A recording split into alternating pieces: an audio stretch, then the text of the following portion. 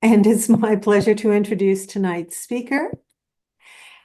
Dr. Jennifer Nicoll Victor is Associate Professor of Political Science at George Mason University's Schar School Policy and Government.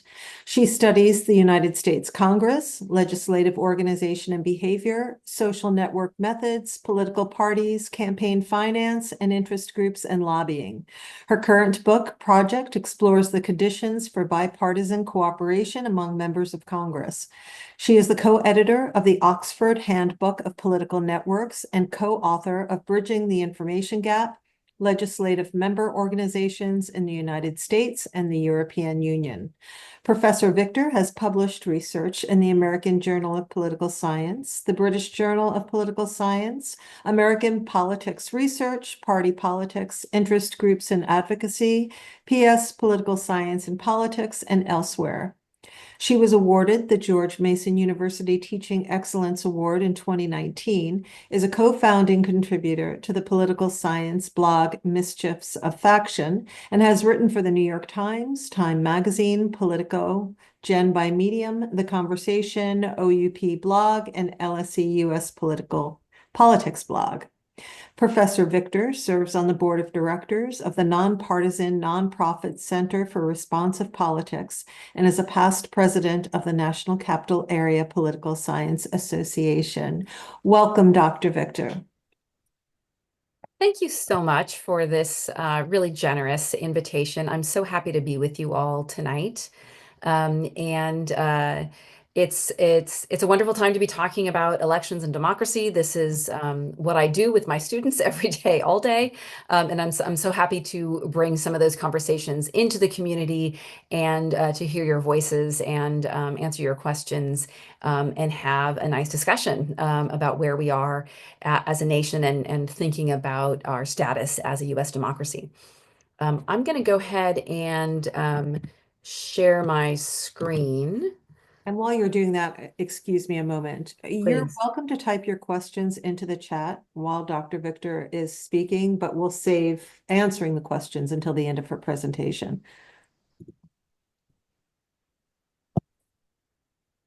Oh, sorry. There we go. Can you Yeah. see the slides in full screen mode now? Yes. Great. Okay, so I'm going to minimize my Zoom screen, so I won't be able to see your questions. If you have any while I'm speaking, please feel free to put them into the chat. And what I'm going to do is just return to those questions at the end of the presentation. But what I'm going to do is just spend some time walking through some of the most recent data that political scientists have about the state of U.S. democracy, sort of where we are now, go a little bit into kind of how we got to where we are, providing some historical context and otherwise, and then open it up and try to have perhaps a more casual conversation here towards the end. So do feel free to chime in the chat as we go along here. So I'll say at the outset, I am going to throw a lot of data at you tonight. I'm a very quantitative oriented political scientist. And I do love data and I do love data visualizations. And I find it also really helpful in modern politics where things can be super confusing and many people live in different information environments. And if we bring data to the conversation, it can really help ground us and speak from the same language. So there will be a lot of charts and graphs and so forth in today's presentation. But I'm going to start motivating the talk with this sort of basic understanding of where we are as a country. So this is a survey that was done in November of 2021 by, there's a group of scholars. I think of them as mostly based at Dartmouth University, but I think they're at it's a cohort, coalition of scholars that are at a number of universities, in which they are doing regular surveys of both the U.S. public and also of experts, political scientists and judges and people who operate in politics. And so they're comparing sort of what experts think, what the public thinks, and sort of trying to assess take the temperature of and assess sort of the health of U.S. democracy from the inside as we go through the period that we're currently living through. So this is a survey from November of 2021. This group is called Bright Line Watch. I should have said that. Um, in which they asked people about their confidence in the election of 2020 outcomes. And overall, at the time, in November of 2021, 63% of Americans overall said they had confidence that the US election was sort of free and fair and the winner was the winner. This is important because the 2020 election was the largest election we've ever had in US history. We had around 66% voter turnout, and given the size of the US population, this is millions and millions of people who voted. It was in terms of participation and engagement, despite the fact that we were living through a global pandemic at the time, it really was a tremendous level of civic participation in that particular election. At the end of it, though, it turns out that the way that people interpreted that election depended very much on which party they identified with. So Republicans and Democrats interpreted that election outcome even a year later. So this is November 2021 data. So this is 1 year after the last election. And you can see here that 94% of Democrats sort of believed, had very great confidence in the election outcome, and only 27% of Republicans believed the election outcome. So Republicans and Democrats for the last 3 years have really been living in different information environments, living different truths. And this very much colors the way that we understand what's happening in US democracy. When we look at the more recent Brightline Watch data, so this is from their June 2024 survey, and this is looking at comparing the experts that they survey. And in full disclosure, I wind up in their sample as a political scientist in the United States, although I don't always have time to respond to their emails. So I'm sometimes in their survey sample and sometimes not. In any case, they're surveying sort of thousands of people constantly. And this graph compares what the experts see as ratings of US democracy over the last sort of 5 or 6 years versus how the US public sees US democracy. So the green line, so this on the x-axis here, you see time. This goes from 2017 to 2024 to the current period. And the green line is the experts. So those are the people like me, the political scientists, and people who study democracy, who aren't just looking at US democracy, but are looking at democracies across the world and sort of applying criteria that scholars understand to define democracies to these data. And so as you can see here, since the election of Joe Biden in 2020, feelings from experts about the state of US democracy has been really stable. It's sort of right up there in about the 70%-ish range in terms of people having confidence in US democracy. And otherwise, what you see in the mass public and people who identify themselves as partisans, we see a pretty big differential between Democrats and Republicans. What I'd like to draw your attention to is if you look at the red line, that's Republican respondents to this survey, and you can see there's this big drop right around January of 2021. So what we have here is what we sometimes see in attitudes related to partisanship and questions about democracy or evaluating the status of things, is that when Donald Trump was president, Republicans were evaluating the health of US democracy fairly high, at almost basically exactly at the same rate that experts were, sort of in that upper 60 or lower 60% range. And then as soon as Joe Biden became president, Republicans were then dropping their assessment of the health of US democracy. And then you see the opposite effect among Democrats. So while Donald Trump was president, Democrats were saying about half of them believed that the US was a strong democracy. And then as soon as Joe Biden becomes president, we see an uptick in about 10 points among Democrats saying that the US is a healthy democracy. And you take that out to the modern period, or at least until June of this year, and we can still see that differential remains between Democrats and Republicans. So if we forget about the partisanship and just look at the purple line that has the square markers in it, that's the feeling of the general public. And so one thing of note here is that the criteria that experts are using to evaluate US democracy and the criteria that the public is using to evaluate US democracy, there's about a 15 to 20% differential in those numbers, meaning that experts are saying US democracy is on stronger footing than the general public is. I want to dig into that a little bit deeper. But to some extent, the things that experts are using to say, to evaluate how are we doing as a country are very different than the way that the general public and partisans are looking at it. Okay, so thinking about our contemporary political context, just bringing some sort of modern poll data into this, there was an NBC poll that asked Americans to identify the most important problem facing the country. And the most common response to this relatively recent poll done within the last year was threats to democracy. So both Republicans and Democrats, regardless of partisanship, believe that Americans are facing threats to their democracy. It's about 72% of Republicans and about 63% of Democrats, so a majority of both groups, say that members of the other party, so Democrats are saying this of Republicans and Republicans are saying this of Democrats, members of the other party are more immoral and more dishonest than other Americans. So we're likely to believe that our co-partisans, people who share our partisan identity, are moral and honest, and our opposite partisans, people who do not share our partisan identity, are immoral or dishonest. And about half of partisans believe that members of the other party are less intelligent. So it's not just about morality and honesty, it's also about basic intelligence. We literally think that our opposite partisans are dumb. So this can be a bit of a problem.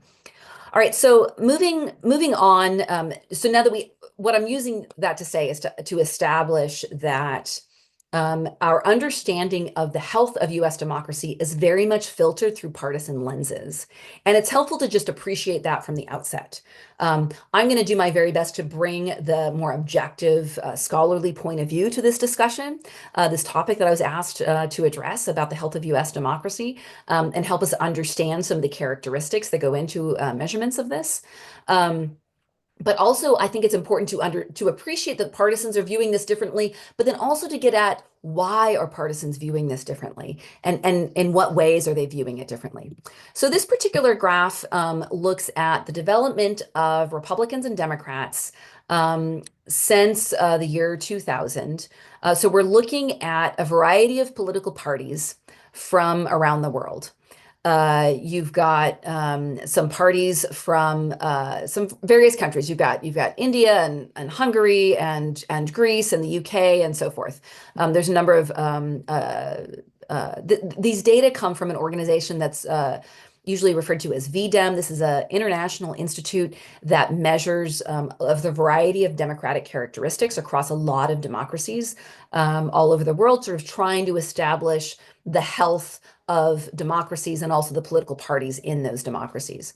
And so what they've done is they've measured two different characteristics of political parties in a bunch of different countries. And the ones that are highlighted here are Democrats and Republicans in the United States.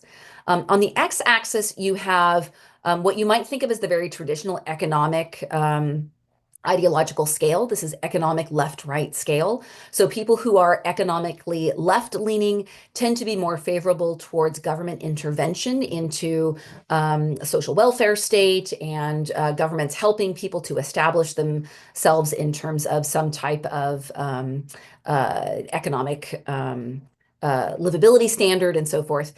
Whereas those on the economic right are much more interested, typically much more interested in less government intervention in terms of helping people with their personal economic standards. And on the y-axis here, you have a dimension that we call illiberalism, which we'll get into a little bit more. But illiberalism are ideological beliefs, not just about the role of government in the economy, but orthogonal or sort of completely differentiated from that is beliefs about the appropriate role of individual rights and what people should have control over in terms of what government controls, what individuals control, and what government should protect us from and protect us for in that sense. And what we see here is that on the traditional left-right scale, Republicans and Democrats in the United States on that x-axis have really not moved very much over the last number of years.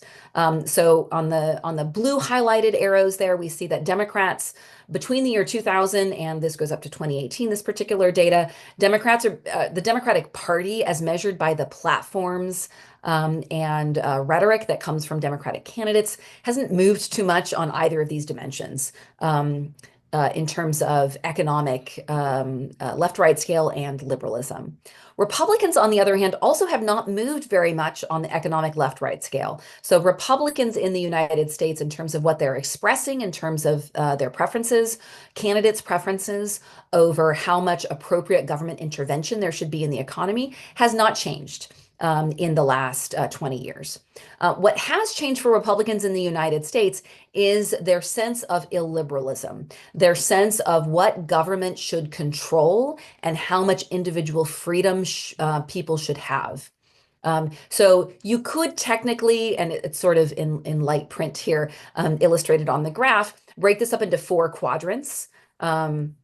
Where sort of in the center there where it says democracies, you could break this up into the illiberal left, where you might find Venezuela and Ecuador and some Polish parties and so forth, and the illiberal right, where you find some Turkish parties, the BJP in India, and modern day American Republicans and so forth. Then in the lower right-hand quadrant, the Democratic right, the CDU in Germany and the PP in Spain maybe falls into the People's Party in Spain maybe falls into the Democratic right category, but not too many examples of political parties there. And then in the Democratic left, you have the Labour Party in the UK, the Democrats in the US, the SPD in Germany, the Socials, the Socialist People's Party and Democrats in Germany. And so we can see some variety of political parties and how US political parties are sort of lining up with other parties around the world. But what's striking to me here is the rhetoric that Republicans in the United States, Republican candidates, I should specify, in the United States are using over the last 20 years have shifted away from what we consider democratic principles and more towards autocratic principles or illiberalism as the more academic term. All right. So that's my data to sort of motivate where we are as a country, sort of how the experts view American democracy, where the political parties are, the extent to which this information gets viewed through a partisan lens, and how Americans, because of their partisan identity, might be differentiating this information through very different prisms. So one thing that I think is important to establish at the outset is a very common definition used in political science for understanding what is a democracy. And Adam Przorsky very simply defines democracy as a system in which parties lose elections.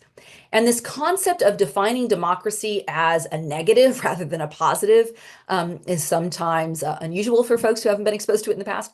But it's essentially saying, if you go back to the founding, you think of the time of George Washington and George Washington sort of agreeing to step down from the presidency after serving 2 terms. That agreement to give up power is an essential component of what makes democracies thrive and persist across time. So agreeing to a set of rules that govern elections and to step out of power when your party loses the election under whatever the agreed upon rules are is an essential component of democracy. And without that agreement on the rules of what governs elections and the agreement to step out of power when your party hasn't met the criteria of those rules, it's harder for us to consider ourselves democracies. And so this idea of agreeing to lose elections, not just to compete for elections or to win elections or take power in elections, but agreeing to lose an election when that's what the rules we've agreed to say, is really what makes a democracy a democracy. And it can be very threatening, because if you believe that your out-partisans, the opposite party that you identify with, are anti-democratic, or not even democratic, let's throw that word out for a second, but anti against if they are a threat to you and your identity and the people you collaborate with, the people that you identify with, if the out party is a threat to you, then you might not want to lose elections to them because you might see that as a threat to your own very existence. And so people's reluctance to agree to lose elections to those that they see as a threat to their existence in some circumstances is very understandable. On the other hand, it violates this definition of democracy that we have adopted and applied to political parties and countries for the last 300 years or so. So there's some tension there in how we perceive the political out party and what threats that has to us. So here I bring in some work by some political scientists, Suzanne Mettler and Robert Lieberman, who put out this book a few years ago about recurring crises in American democracy, particularly. And they identified what they called the 4 threats to American democracy. So these scholars operate in what I call or not what I call, but what is known as American Political Development, or APD, which is a form of political science that is very overlapped with history. So they're political scientists, but they're also historians. They very much look at American politics through the lens of history to help us understand the current context from the past. I am not an APD scholar, just to say from the outset, but I have read this scholarship and can converse about it. And what they decided in their review of American democracy and US history is that there are essentially 4 big threats to US democracy.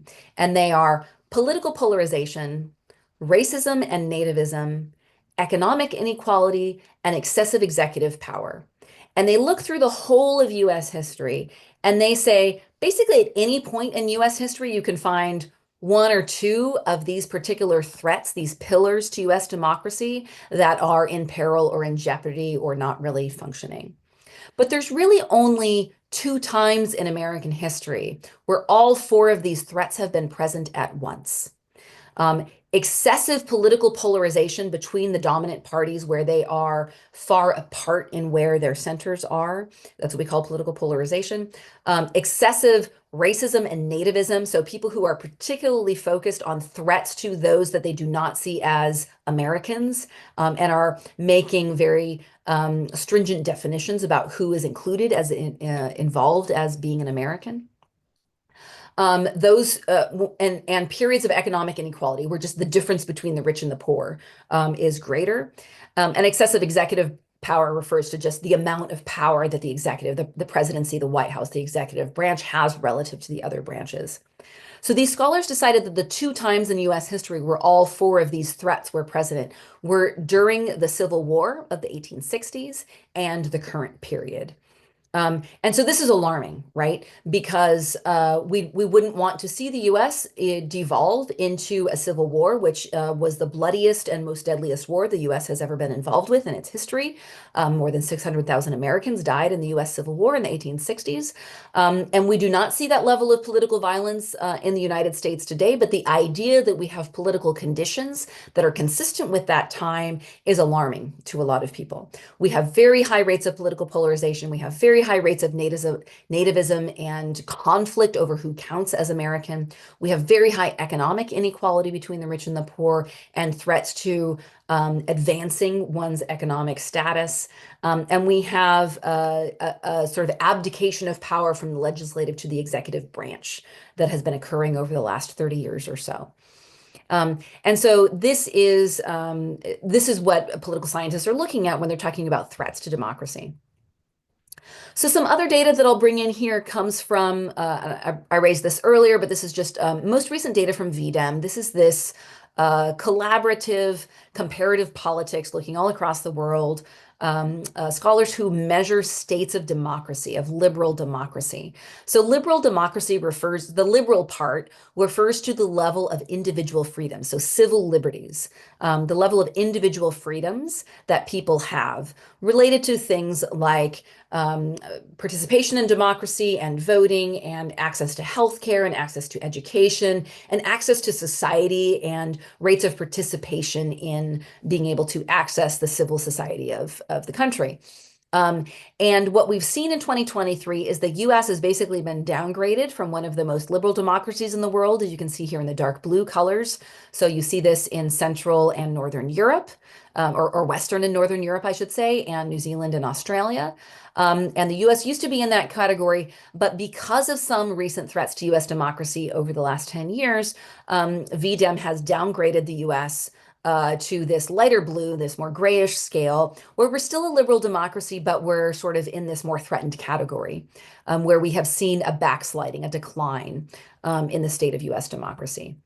And so this raises the question for us, why is democracy in the United States backsliding? What is causing this? And there's a number of things we can look at, but I want to try to break this down and characterize it for the current context.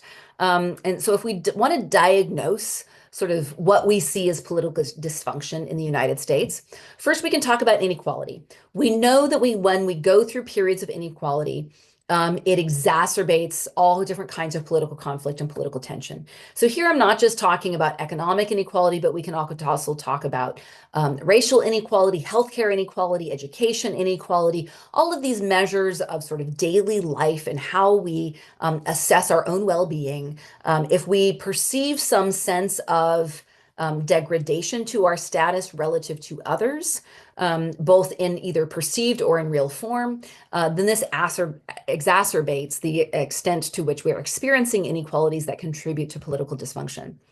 When we have greater inequalities, it contributes to partisan polarization. And this isn't necessarily true in all systems of inequality, but it's true in our current system of inequality. And I'm not sure that I have time in today's talk to go into the historical reasons about how this all came about, but essentially over the last 40 years, we've had increasing inequalities in the United States, particularly economic, but on a lot of other factors as well. And those inequalities have increasingly aligned by partisanship. And partisans have increasingly interpreted those inequalities through a partisan lens. And as people are coalescing their partisan identity around their identities that relate to their perceptions of inequality, it exacerbates their partisan ID. So to put that in perhaps plainer terms, all people have a lot of identities, right? Like I'm a mother, I'm a wife, I'm an educator, I'm a scholar, I'm a professional, I'm a community member, I'm a volunteer. Like I do all of these things in my life. All people do. All people have multiple identities on all of these different dimensions. But what we have seen increasingly as we get greater population density, so to speak, in social inequalities, and those inequalities start to align with partisanship, it exacerbates the extent to which the political parties in the United States polarize. That is the extent to which that they increasingly get distant from one another. And as partisan polarization increases, you just get this gridlock. So we see this a lot in the US Congress, which is my area of expertise. I can talk about that extensively, although I won't tonight. But we see this idea that as the parties are further apart, they are less willing to bargain with one another. They're less willing to compromise with one another. Because as your party is far from its out party, its competitor, it is much harder to lose or to compromise with somebody that is far from you, that you perceive as very far from you. And so as the parties polarize and come further apart in their sort of ideal policy positions, we get greater gridlock because losing to the out party is a much greater sense of loss. And this happens for both parties. And as you get gridlock, it contributes to a decline of democratic norms. So I won't talk about this extensively tonight, but I will in the Q&A if it comes up. Democratic norms are really important for democracies. Democracies are basically held up by two things. They are the institutions, that is things like the rule of law and the capacity to lose elections and win elections, to have free and fair elections, the capacity to create law and enact law, and to follow that law. These institutions of democracy, checks and balances, three branches of government, all that stuff you learned a long time ago.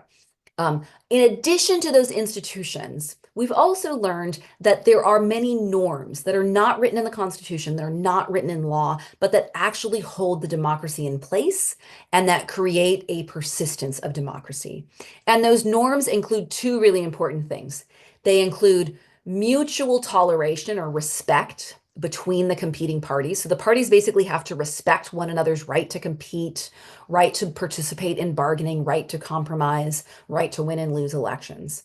And as we have polarization and gridlock, those political parties tend to lessen in their willingness to tolerate loss to their out party. And that contributes to the loss of that democratic norm of mutual toleration. The other democratic norm that's really important is known as institutional forbearance. And this is basically the idea of restraint, that when people are in party, when they are in power, rather, that they will restrain their use of power and not like run roughshod over their political opponents. So between respect and restraint, these two norms that are not written in the institutions are really the guardrails of democracy. And without those norms, the institutions tend to erode. And as those norms erode, you get increasing inequalities because you can't pass policy and you create greater inequalities and a lot of other things. You add to that, in our current political climate over the last 5 years, a global pandemic, and it has absolutely exacerbated all of these things. It exacerbates the inequalities, and then it has this domino effect that leads to polarization, gridlock, and decline of democratic norms. And then we get this kind of spiraling down cycle where people are mad and angry and afraid of one another because of where politics winds up. And as inequality is increasingly growing, it exacerbates all of this. Okay, so digging down on that inequality just a little bit, this is some data that just, I'm not sure how far I need to go into this, but it just sort of tries to exemplify the extent to which we have increasingly economic inequality in the United States. So the richest of the rich in the United States, the top 1% of earners since 1980, so that is over the last 35 years, have had an increasing share of income in the United States. So the 1% are getting richer, and it's easier to make money when you have money. And so there's sort of a self-feeding effect that goes into this. And then if we compare that to the bottom 50% of earners, back in 1980, the bottom 50% of earners made up about 20% of income in the United States. And today, this data, sorry, the graph I'm showing only goes up to 2016. But if we extend that, those lines just go in the directions of their trends. We see that the bottom 50% is now closer to 10% of earners in the United States. So we just have increasing economic inequality on both wealth and income. This particular graph is only on income, but we have similar inequalities across wealth. If we look at remember, inequality was that first bubble. Then we moved to polarization. Here, I'm going to talk about polarization just in government, not about partisans or voters or people in the electorate, but this is just in the U.S. Congress. So there are scholars who have developed a common metric of ideology among members of Congress, of the House and the Senate. The red and the blue here are not Republican and Democrat. The red and the blue here are House and Senate. And the x-axis is time. So this is going from the 1800s up to almost the modern day. Sorry, I don't have the most up-to-date graph here, but the trends are in the directions of the slope of the lines. But what this is showing, oh, I also realize I've put up a graph that doesn't define the y-axis. I deeply apologize for that. That is completely confounding to my own principles of data visualization. What this is showing on the y-axis is a measure of the difference between the median position of the Democrats and Republicans in the chamber. So in other words, if you just look at the red line, just for the House of Representatives, you look at the median Republican in the House, their position ideologically on this, there's a scale that we use called nominate that goes from -1 to +1. -1 is liberal, +1 is conservative. And looking at roll call votes, we measure the ideological position of every member of Congress. And we do this since we go back to 1789 in the first Congress. But if we look at that median position of the Republican and the median position of the Democrat and the distance between those two, the y-axis here, that I apologize is ill-defined or undefined, is the distance between those 2 points, the median Republican and the median Democrat. So what we see is that back during the Civil War, which this graph almost goes back to, sorry for the truncation, is if you look back at the Civil War, we saw a great distance between both in the House and the Senate, higher up on this y-axis in terms of difference in polarization, the distance between the median Republican and Democrat. When you get to the Great Depression era, the World War II era, you see very little difference down in between the median Republican and median Democrat in the House and the Senate. And then basically since the post-World War II era, we have very steadily been kind of increasing on that polarization point. I really look to the mid-1970s as the point at which the slopes really change, and we have some fundamental reforms that happen in Congress around that time that really set into place the polarization, the partisan polarization that it starts to occur between Republicans and Democrats in both in the House and the Senate. And if you get nothing else from this graph, one of the things I hope you will get from it is that this is not due to partisan gerrymandering, because the Senate is polarizing just as much as the House is, right? We haven't gerrymandered the House, or excuse me, we haven't gerrymandered the Senate in a very long time. We're not changing the shape of states. So this isn't the result of lack of competition due to partisan gerrymandering, due to redrawing district lines in the House, as we do. That's not making anything better. That's, I'm not saying that's a good thing. I'm just saying that's not the root cause of polarization, but rather the root causes of polarization are much deeper, much more structural, having to do with inequalities. So moving from Congress to the general public, this is a graph that comes visualized by The Economist. The data come from Adam Bonica, who uses campaign finance contributions. He's a scholar at Stanford University, who uses campaign finance contributions to identify people's ideological positions. And essentially what he shows over the last 40 years is increasing polarization also among the US public. And that is, both in terms of extremes, we see more liberal and conservative extremes in both Republicans and Democrats across time. And then we see greater distance between the median Republican, the median Democrat across time. And the direction, if you think about sort of elites and the general public here, the direction of causality generally goes from elites to the public. So first Congress polarizes, first the elites, the partisans, the people elected to office. First, those are the people who polarize, and increasing in both extremity and then in distance between their medians. And then that trickles down to the mass public, and the mass public follows their political elites and begins to polarize. And we see that borne out through the data. Different data, this one comes from Pew Research Center, but this one's making actually a very similar point to the last graph, which is simply to look, this isn't campaign finance data, this is looking at surveys of the American public taken in 1994, 2004, and 2014.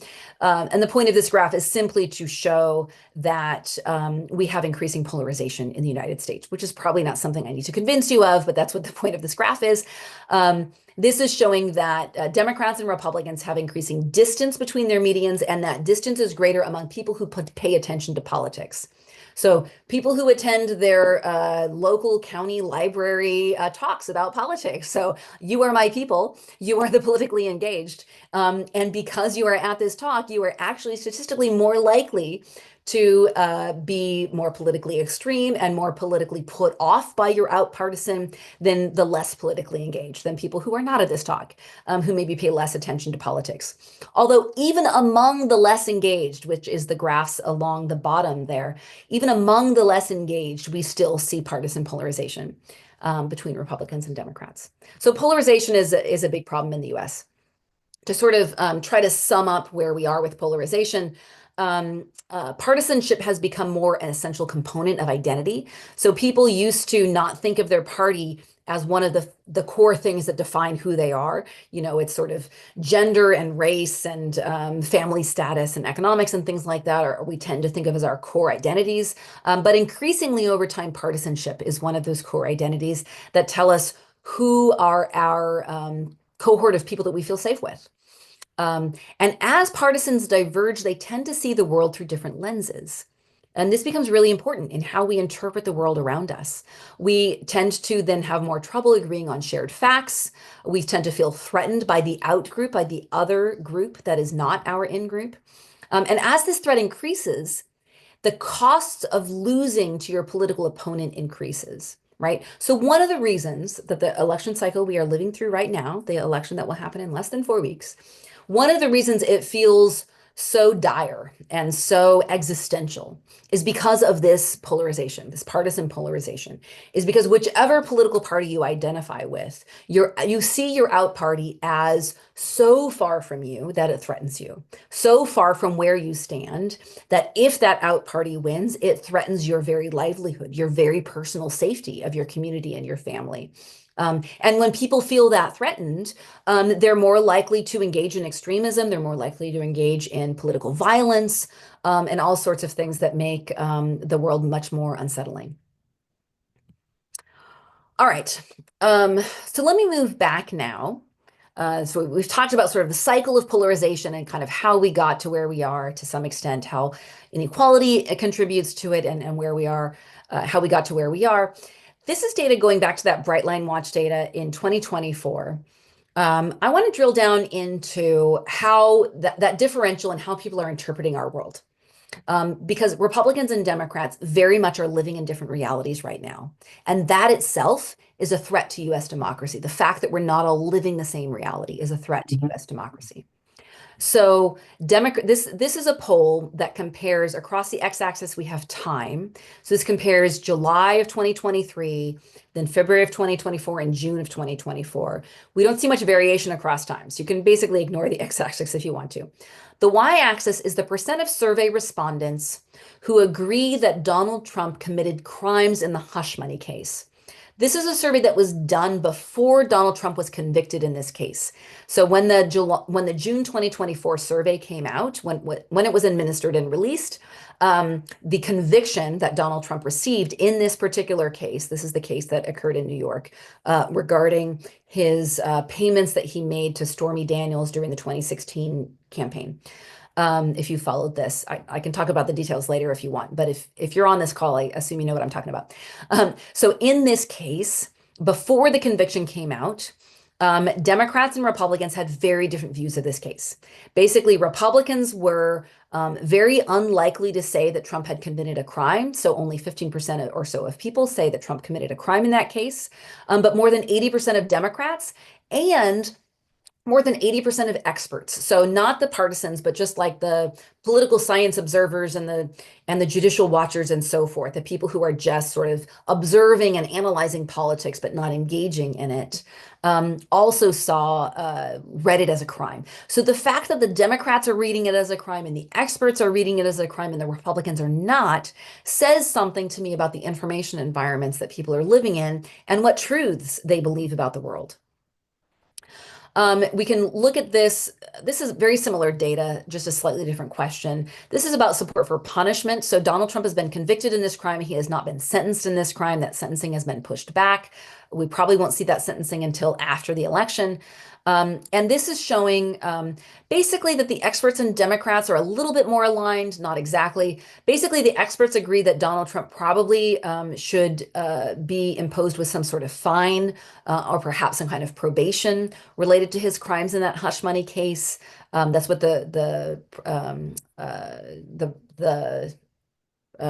I want to say majority. I guess that is the majority. The majority of experts believe. Democratic identifying partisans who are non-experts overwhelmingly believe that Donald Trump should go to prison for those crimes. Independents overwhelmingly agree that there's no crime. And Republicans overwhelmingly, 87%, agree that there is no crime in this case. So the difference here between both the partisans and the experts, I think, is really telling about the different realities that we are all living in. So the next question we might ask is, why are people believing these different things? Why are Republicans believing something different than Democrats?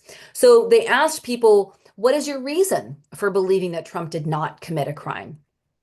So among the experts here, the green on the far left, basically, no experts believe that no crimes occurred, but those who believe that maybe he didn't commit a crime say that the alleged actions are in fact not a crime. That, yeah, maybe he did some stuff wrong. The allegations are true, but it doesn't raise to the standard of criminal. And Democrats are a little bit split, basically equal on whether or not it occurred and if it's a crime. But independents and Republicans by and large agree that the alleged actions are not a crime. Or if they were a crime, or those actions, if they took place, were a crime, 20% of Republicans rather just think that the actions didn't take place. The alleged behaviors did not occur. So either you think the media is lying about what happened, or you think, yeah, maybe he did that, but it's not a crime, if you're a Republican. And so the differential here about what people are believing says something to me about motivated reasoning, right? So basically, people are interpreting this whole thing about this case, about what Trump did and is it a crime and how he should be punished. All of those questions are being interpreted through partisanship. And if you're a Republican, you're able to excuse it in different ways. And if you're a Democrat, you're not able to excuse it.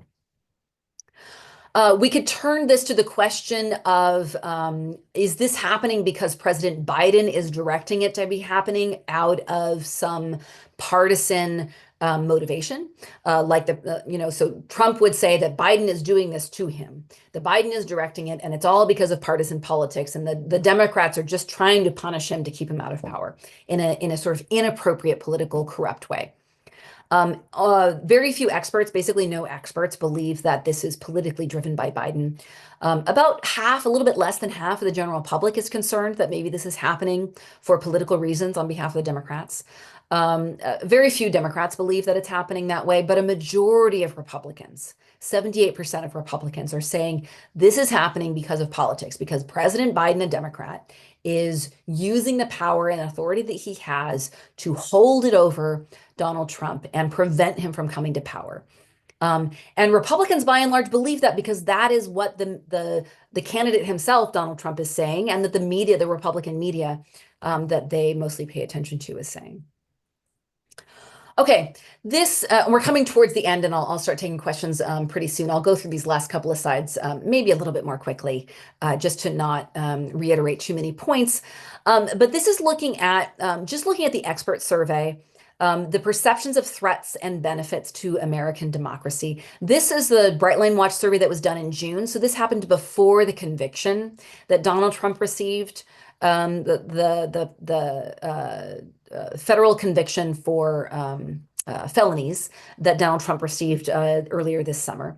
And experts by and large agreed that if Trump prosecutes opponents if elected, so if Donald Trump is elected to office and then uses that power to prosecute his political opponents, that is by and large the largest threat to democracy that the experts in the survey perceived. Or if the Supreme Court uses rules for presidential immunity to protect Donald Trump from prosecution, which is very much what we saw in the case that came out earlier this year before the survey was done. If Donald Trump uses prosecutions as a way to interfere with the election, that's seen as a huge threat to democracy. And if the Supreme Court doesn't sort of apply the rule of law to the January 6th defendants in a way that seems sort of appropriate and fair, absent partisanship, that also is seen as a threat to democracy. Trump being convicted in New York is not something the U.S. Experts saw as a big threat that could be a benefit to U.S. democracy, as some experts saw. And Trump and Biden agreeing to debates. Of course, we know that basically happened once and turned into a disaster for Biden that got him eliminated from the contest. But by and large, that was seen as a benefit to democracy. Turning now to confidence in the election, this one is pretty concerning. So this is where respondents in the public are asked the extent to which they are very confident or somewhat confident that the 2024 election will be held in a free and fair way, and that they can believe the results of the 2024 election. A majority of the public, so across Democrats and Republicans, 81% of people think that their own vote and their state's vote will be reported fairly. So the fact that state vote difference on that top purple line and the nation's vote difference differs doesn't alarm me too much, to be honest, because we don't run national elections in the United States. We don't do a national popular vote to elect the president. We only do state elections and lower. So there is no such thing as a national election in the United States. We do not have a federal office that administers elections. We only have state and local offices that do that.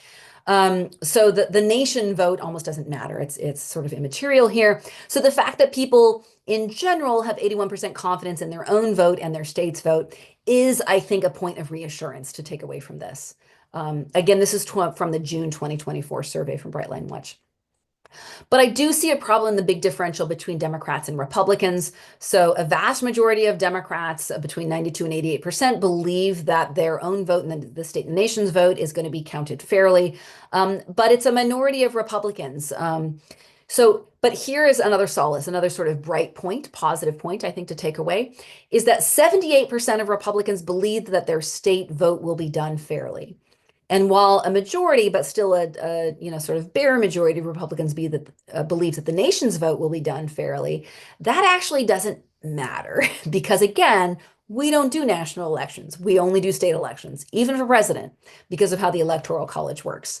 So the national popular vote doesn't matter. It's just the allocation of state votes that matters.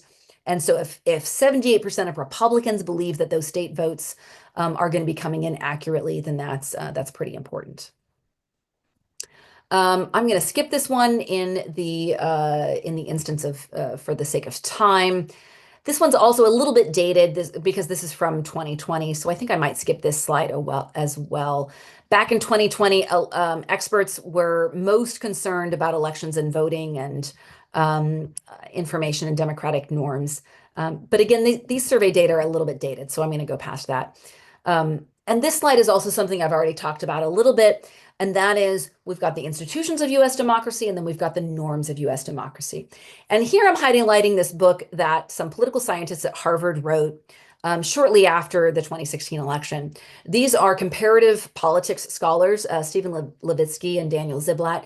They study not U.S. politics. They are not my colleagues in U.S. politics. They are colleagues who study comparative politics. That means they study democracies and autocracies in other countries. And what they observed about how U.S. democracy was going upon the election of Donald Trump and how the U.S. Fared in the 2016 election alarmed them so much and made them feel like what they observed in the U.S. was so similar to what they observed in other declining democracies that they sort of very quickly wrote this book about how democracies die. This is not an academic press book. This is a book written for, published by Random House that is written for the general public. So terms are well defined. There's not a lot of jargon in it. And basically what they say, and I encourage you to look at the book, and they have a more updated version that is about tyranny of the minority. But if you go back to this original book they wrote after the 2016 election, what they were most worried about is not the institutions. The institutions are holding. That's what explains that high number that we saw at the very beginning of the talk about how the experts believe the health of U.S. democracy is doing. But what is under threat are these norms, the norms of mutual respect among political adversaries and mutual restraint among those in power. And as we see people holding power, not restraining that power, and using it to denigrate or jail or imprison or otherwise sort of abuse their power, and not respecting one another's right to win and lose elections among political adversaries. So the degradation of democratic norms in the U.S. is the result of worsening polarization in the U.S. Because as we polarize, we don't respect one another's right to lose because we're threatened by our out party. And if you're threatened by your adversaries, you're much less likely to compromise or to cede power. But elections are the saving grace. Elections are what make democracies a democracy.